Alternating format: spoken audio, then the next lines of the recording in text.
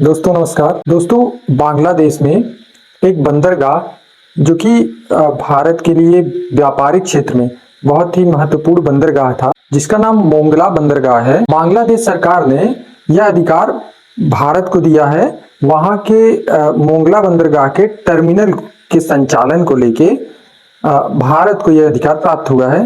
दोस्तों यह बंदरगाह भारत के लिए हिंद महासागर क्षेत्र में एक बहुत ही महत्वपूर्ण बंदरगाह है, व्यापारिक क्षेत्र में भी और सुरक्षा के दृष्टि से भी। क्योंकि आप जानते हैं कि चीन जो है वो लगातार हिंद महासागर क्षेत्र में अपना दबदबा बनाए रखा है। उस क्षेत्र में चीन लगातार एक से एक करके सभी देशों के बंदरगाह को वो अपने अधीन करता चला जा रहा है। तो हिंद महासागर क्षेत्र में चीन के बढ़ते दबदबे में ये जो मोंगला बंदरगाह पे भारत को अधिकार प्राप्त हुआ है, ये बहुत ही भारत के लिए खुशी की बात है और बहुत महत्वपूर्ण बात है।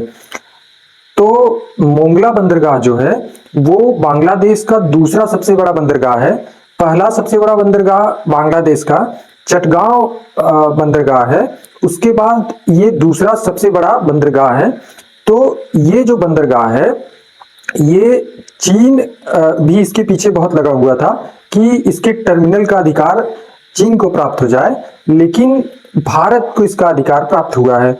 और यह एक तरीके से भारत के लिए बहुत बड़ी जीत है चीन के खिलाफ, जिसमें भारत अपना दबदबा दिखाया है हिंद महासागर क्षेत्र में। अब हम समझते हैं कि मोंगला बंदरगाह मिलने से भारत को क्या क्या लाभ होगा और यह बंदरगाह क्यों इतना महत्वपूर्ण है। दोस्तों मोंगला पोर्ट के बारे में समझते हैं। तो मोंगला पोर्ट जो है वो बांग्लादेश के बागेरहाट जिले में स्थित है, जो बंगाल की खाड़ी से 62 किलोमीटर उत्तर की दिशा में स्थित है। ये जो मोंगला पोर्ट है वो पसूर नदी और मोंगला नदी के संगम पे स्थित है। दोस्तों ये बंदरगाह जो है वो सुंदरवन से पूरी तरीके से घिरा हुआ है, और जैसा कि हमने आपको बताया कि यह बांग्लादेश का दूसरा सबसे बड़ा बंदरगाह है, पहला चटगांव है। दोस्तों चूंकि बांग्लादेश ने इस बंदरगाह के टर्मिनल का अधिकार भारत को दिया है, तो अब भारत में एक कंपनी है India ports global limited IPGL, जिसने जो है इस बंदरगाह के संचालन के लिए भारत सरकार को अपना रुचि दिखाया है।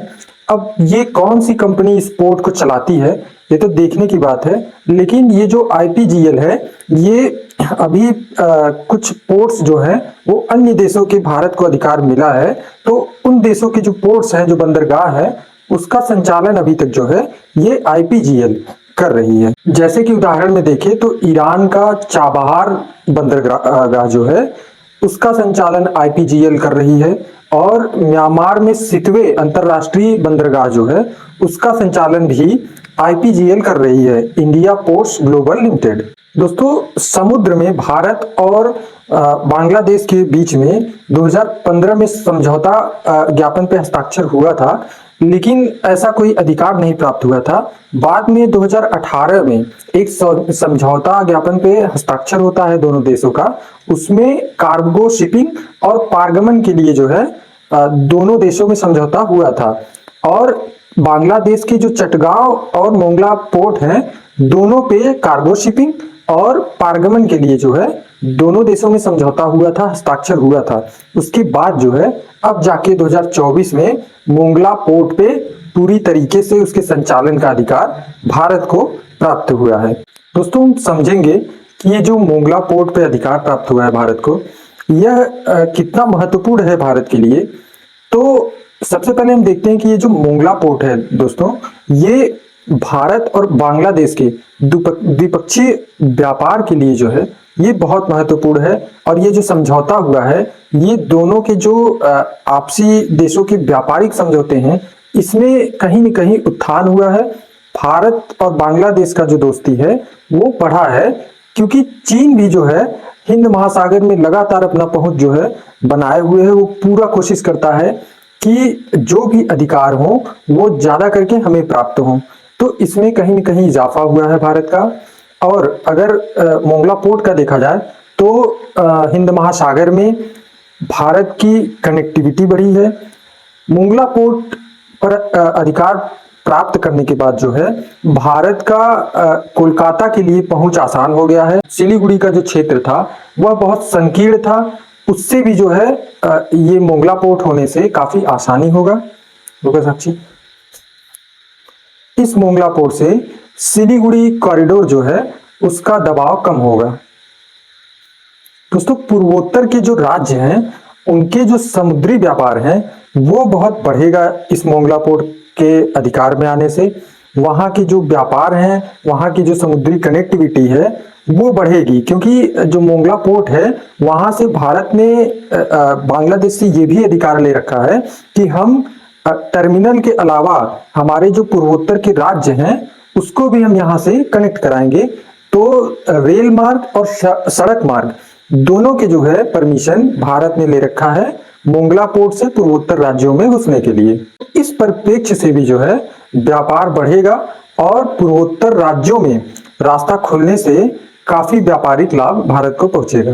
दोस्तों, कोलकाता से जो व्यापार होते हैं उसमें समय भी बचेगा और बंगाल की खाड़ी जो कि अक्सर भू राजनीतिक क्षेत्र में जो है वो एक केंद्र बिंदु है, वहां भी भारत का दबदबा बनेगा।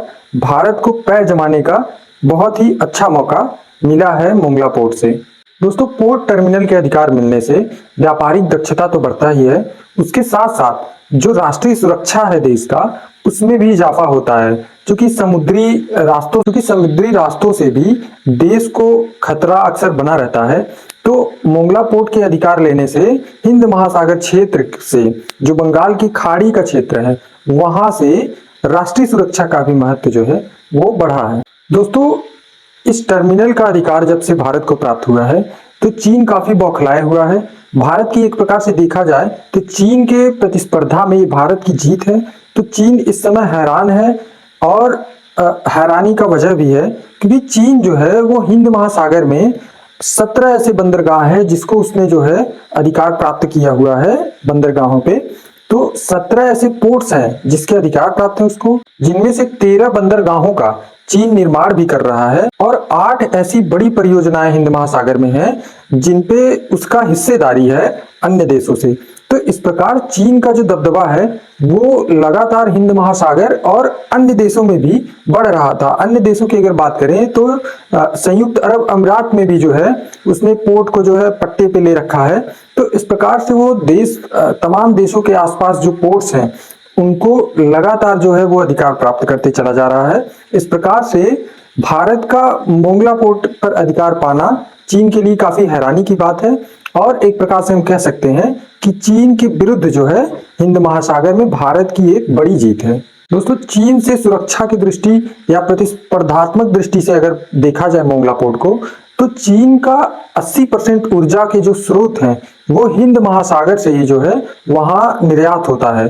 तो हिंद महासागर में भारत का दबदबा बढ़ना चीन के लिए काफी हैरानी का विषय है, क्योंकि उसकी ऊर्जा के 80% स्रोत जो है हिंद महासागर से जा रहा है। तो भारत का हिंद महासागर में दबदबा बढ़ना चीन के लिए कहीं न कहीं निराशाजनक खबर है। दोस्तों, मोंगला पोर्ट का भारत में शामिल होना या उसका अधिकार प्राप्त करना यह भारत के लिए बहुत खुशी की बात है और चीन के लिए बहुत ही हैरानी की बात है, निराशाजनक खबर है। तो मोंगला पोर्ट की ये सारी जानकारी आपको कैसी लगी कमेंट बॉक्स में हमारे जरूर बताएं और हमारे चैनल को सब्सक्राइब करें। धन्यवाद।